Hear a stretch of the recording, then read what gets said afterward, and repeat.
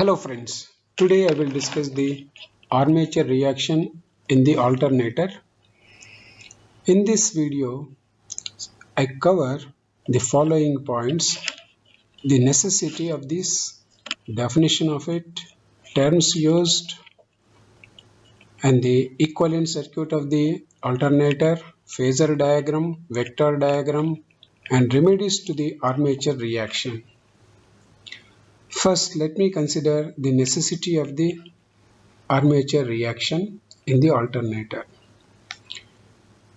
The alternator provides a fixed voltage to the load, means it has to provide a fixed voltage to the load connected.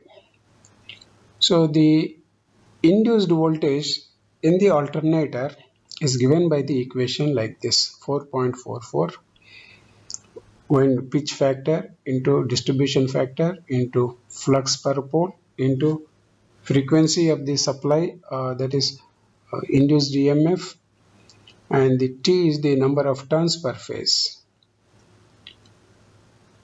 To maintain this voltage constant irrespective of the load conditions, so there are certain steps to be taken into account. Next, definition: effect of armature reaction on main flux is called armature reaction, and the terms used in this topic are armature current. This is also called stator current per phase, armature voltage per phase. This is also called stator per phase voltage, generated voltage per phase in the generator, that is represented by EF, and main flux that comes from the rotor, that is also called rotor flux, and armature flux. This is the flux produced by the stator conductors. They are also called armature conductors. The resultant of main flux and armature flux is called the resultant flux. UPF load, that is unity power factor load, pure inductive load, pure capacitive load, RL load, trailing pole, leading pole. These are the terms which are going to be used in this video. So let us see what is the equivalent circuit of the alternator. This is the original diagram of the alternator.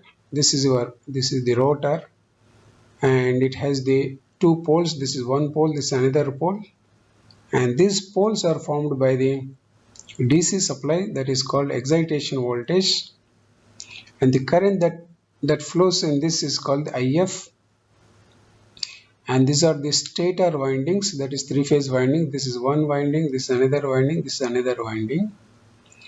These windings are going to be connected to the three-phase load, but here I consider per phase analysis. So one phase will be considered for drawing the equivalent circuit of the alternator. So this is the field circuit, means field winding. This is nothing but belongs to the rotor circuit. The current that flows through the rotor circuit is called the field current, means whatever it flows here, that we represent here as field current IF. And coming to the stator, the voltage induced due to the this flux is given by 4.44 phi f t and winding factor. This is per phase, and this is the ZS, means synchronous impedance. For the time being, it is considered as a negligible value, and the load nature may be anything. That may be UPF, or that may be pure inductive load, that may be a pure capacitive load, or RL load or RC load, anything. But the voltage across this load is always represented by VA, and the current that it flows through the load is represented by IA. This IA is also called stator current.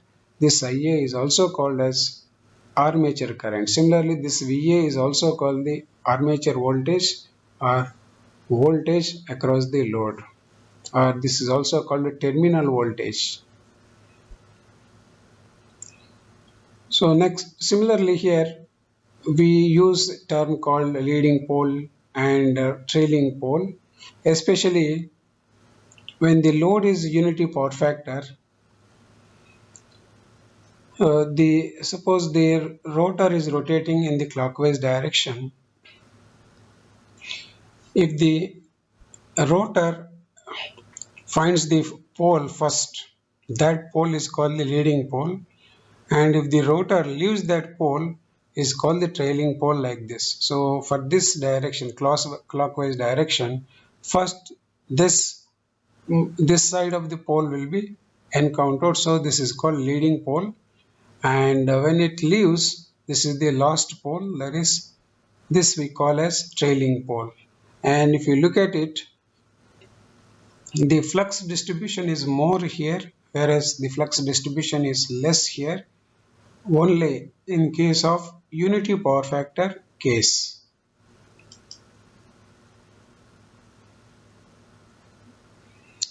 Next, phasor diagrams. So here four types of loads are considered, one after the other. Suppose the load connected to the alternator is unity power factor load, that is pure resistive load. In that case, the main flux waveform is like this, whereas the armature flux is like this. So in this case, armature flux will have the cross magnetizing effect on the main flux. The value of the main flux do not change, but the waveform will distort in this case. Suppose the load is zero power factor lagging, that is pure inductive. In that case, this is the main flux, and whereas this is the armature flux, this armature flux will oppose the main flux. So that is, it has the demagnetizing effect on this main flux. So there is a net flux reduced in this case. Once the net flux reduces, the induced EMF also reduces. To overcome that problem, the rotor field current will be increased so that the net output voltage from the stator is constant. Next, suppose the load is pure capacitive, that is pure power factor, zero power factor leading. In this case, this is the main flux, whereas this is the armature flux. This armature flux, that is red line, is in phase with the main flux, means the net flux is more than the main flux. As a result, the generated voltage is going to be more than the desired value. In this case, to get the constant value, the field current will be reduced in the rotor circuit so that a constant voltage will be available at the terminals of the stator. Suppose the load is RL load, means it is neither pure inductive or pure resistive, means it's combination of RL. In that case, the main flux wave is like this, whereas the armature flux wave is like this. So in this case, the armature flux will have the cross magnetizing effect and also demagnetizing effect. So these are the phasor diagrams with respect to the main flux and armature flux. Suppose these waveforms are drawn in the form of vector diagrams, we can understand better like this. Suppose the power factor is unity power factor. In that case, the generated voltage is equal to the terminal voltage across the stator, that is also called VA. And in that case, armature current is in phase with VA, that is in phase with EF, but whereas this EF will lag the rotor flux, that is also called main flux, represented by phi f like this. That is, EF will lag the phi f by 90 degrees. And when it comes to the armature flux, it is always in phase with the armature current. This is the armature current. The armature flux is like this. This is in parallel with this. This is the main flux. This is the armature flux. The resultant of this is like this.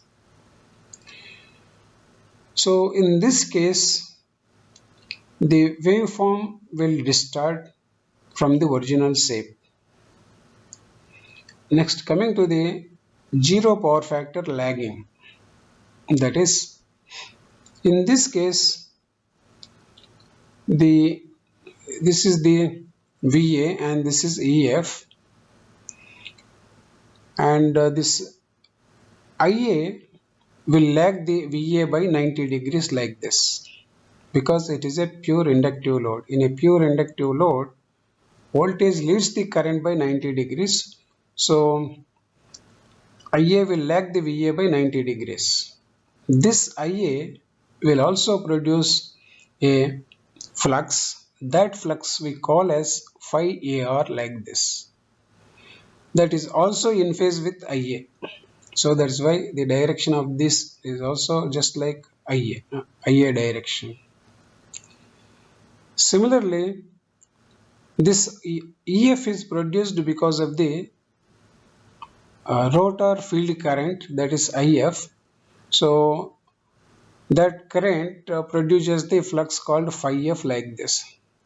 This is the main flux or rotor flux. This leads the EF by 90 degrees like this. Whereas the armature flux opposes this main flux like this. Then the resultant flux will be like this, phi R, means reduces. Its main flux reduces by phi AR. So once the main flux reduces, automatically the induced EMF also reduces. But the generator has to produce a constant voltage at its terminals. For that purpose, so the field current IF should be increased in the rotor circuit of the alternator, so that the original flux will be produced and then the original voltage will be developed across the terminals of the stator. When it comes to the zero power factor leading, that is, if the load is pure capacitive, in that case, the load voltage as we represented as VA like this has the lagging with respect to the current. So in a pure capacitor, current leads the voltage by 90 degrees. So this is VA and this is IA, and the circuit is pure capacitive. So IA will lead the VA by 90 degrees like this, and this IA also produces a flux phi AR like this, that is also in phase with the IA like this.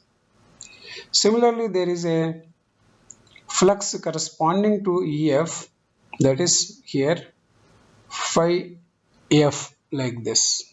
This is the flux, main flux. So there is a armature flux in the same direction, and this main flux will lead the EF by 90 degrees like this. So armature flux and main flux phi F are in phase, so resultant flux also high like this, means it is more than the main flux phi F. So the generated voltage per phase will be more than the desired value.